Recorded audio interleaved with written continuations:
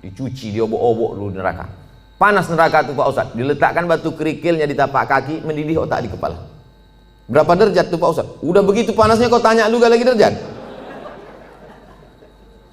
Ya belau ka'baihi, sampai ke mata kaki, yaghli bihadi mauhu. Hadis riwayat Bukhari, mendidih otak di kepala. Makanya selalu doa kita, Rabbana atina fid dunya hasanah wa fil akhirati hasanah wa qina azabannar. Insyaallah semua yang hadir ini masuk surga, tak singgah di neraka.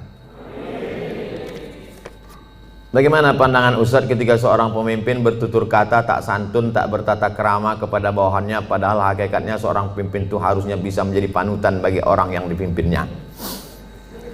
Kalau kita tak suka, saya kebetulan tidak pimpinan, tapi dulu pernah juga jadi dosen. Satu semester itu kadang 10 kelas. Satu kelas itu isinya 30 orang.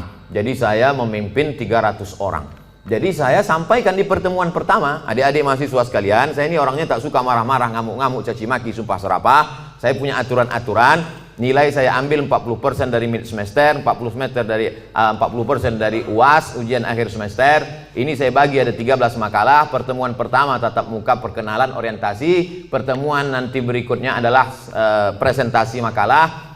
Kalau kalian sedang tidak mood, sedang malas, jangan datang ke kampus karena aku tak bisa menengok kalian main-main di dalam, main HP. Nah, saya kasih tahu. Kalau kalian tak siap makalah, jangan kalian datang. Kalian buat izin. Kalian bisa telepon saya, bisa kirim WhatsApp saya. Nah, kita kasih tahu dari awal. Kita yang paling tahu tentang diri kita. Apa yang membuat kita marah. Kalau kita pula mau mengasih tahu dia, kasih tahu dengan baik. Jangan kita marah kepada ini, kita lampiaskan ke sini. Qaulun ma'rufun, ucapan yang baik. Wa maghfiratun, pemberian maaf. Khairun, lebih baik. Pimpinan juga tak bisa marah-marah. Apa titel bapak tuh? Mudah marah. Nah, oleh sebab itu maka, tapi pemimpin tak boleh pula tak marah. Karena kalau pemimpin tak ada marah, makanya ada punishment, ada hukuman, ada SP1, ada SP2, ada SP3. Mesti ada ketegasan, mesti ada disiplin. Saya tak suka juga setelah pengajian ini, terserah kalian lah, mau kerja kerja, tak apa. Aku udah kuserahkan semua pada Allah. Tak betul. Nah, jadi sebetulnya Islam itu meletakkan sesuatu pada tempatnya. Jadi jangan bayangkan Nabi itu tak pernah marah. Nabi pernah marah. Naik dia ke atas mimbar, merah wajahnya, merah matanya, marah dia. Jadi Nabi itu menempatkan suatu pada tempatnya. Salam dia, assalamualaikum warahmatullah. Ditengoknya banyak yang tak sholat berjamaah, marah Nabi. La uharriqanna alaihim buyutahum, ku bakar rumah mereka yang tak sholat ke masjid, kata Nabi. Marah. Mana mungkin bakar gitu ucapannya tak marah. Siapa yang tak ke masjid ku bakar. Marah. Cuman marah pada tempatnya. Ini banyak orang sekarang kan tak menempatkan sesuatu pada tempatnya. Orang yang menempatkan sesuatu pada tempatnya namanya adil. Lawan dari adil zalim. Jadi kalau kita marah-marah aja sama orang, itu zalim. Bermasalah di rumah, marah ke security, itu zalim. Apa pula aku yang salah ke security? Awas kau kutuntut di akhirat nanti. Apakah benar apabila suami memakan penghasilan istri hukumnya haram? Bapak punya gaji, ibu punya gaji. Ibu punya gaji, bapak punya gaji. Sama-sama punya gaji. Bedanya apa? Dalam gaji bapak ada hak ibu, namanya nafkah. Dalam gaji ibu tak ada hak bapak. Setuju? Kuat mereka. Dalam gaji bapak sama-sama bergaji 5 juta. Bapak 5 juta, ibu 5 juta. Dalam gaji bapak itu ada hak ibu, 5 hak ibu. Pertama makan, kedua pakaian, ketiga tempat tinggal, keempat pendidikan, 5 perhatian. Hak ibu, kewajiban bapak. Tapi ibu bisa bekerja karena izin bapak. Izinnya pun bukan karena keterpaksaan.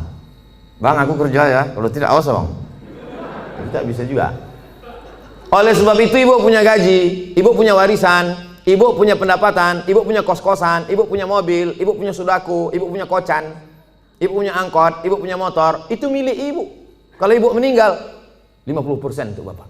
Kalau ada anak, 25%. Artinya ibu punya harta. Lalu kemudian ketika ibu mau bersedekah, ibu tidak minta izin ke bapak. Sebetulnya ibu tak perlu minta izin karena itu punya ibu. Tapi ibu sebagai orang yang beretika, bermoral, berakhlakul karimah, ibu ngomong, kulo nuwun, kata orang Jawa. Bang, aku mau menyantuni anak yatim di sana. Jadi duit gajiku ini ku pakai. Bapak tinggal ngangguk aja.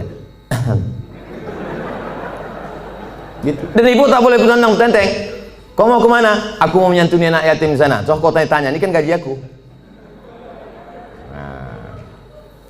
Nah, pertanyaannya, apakah haram bapak memakan hasil gaji ibu itu? Harta bapak berpindah kepada saya sebab apa? Jual beli. Sebab apa? Pinjam meminjam. Sebab apa? Sodakoh. Sebab apa? Infak. Sebab apa? Wakaf. Bisa duit ibu itu berpindah ke bapak, apa sebabnya? Akadnya itu apa?